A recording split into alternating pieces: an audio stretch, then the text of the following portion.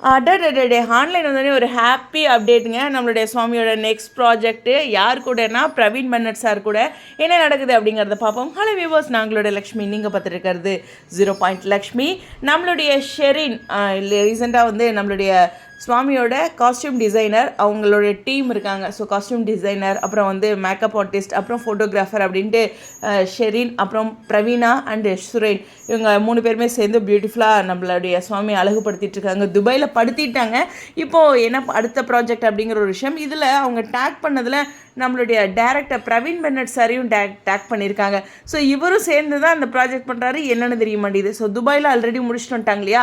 So next ready ஆகுறாங்க. அதுக்கான காஸ்டியூம்க்கு தான் அந்த ரெடி பண்ணும்போது லேப்டாப்போட இடத்துல இருந்து ஒரு அப்டேட்டு.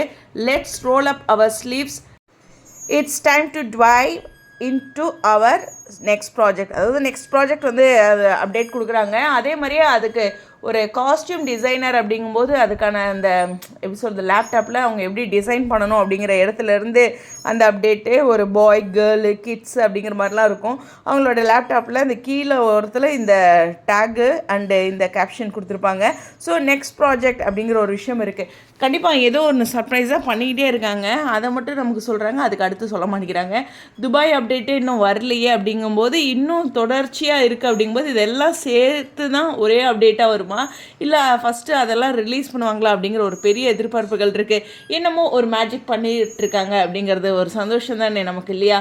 ஸோ அவங்களோட நெக்ஸ்ட் ப்ராஜெக்ட் நல்லபடியாக வரணும் அப்படிங்கிறதான் இந்த டீம், ஒரு யங் டீம் ஒரு வேறு லெவலில் பண்ண போகிறாங்க அப்படிங்கிற ஒரு விஷயம் தெரியுது. சின்ன திரையில் இந்த மாதிரி ஒரு சர்ப்ரைஸை நான் பார்த்ததில்லை. என்னென்னா துபாய்க்கு போயிருக்காங்க, ஏதோ சம்திங் பண்ணியிருக்காங்க, மறுபடியும் அதே டீம் வந்து நெக்ஸ்ட் ப்ராஜெக்ட் அப்படின்னு சொல்லியிருக்காங்க. ஸோ தொடர்ச்சியாக ஏதோ ப்ராஜெக்ட் பண்ணுறாங்க அப்படிங்கிறது தான்.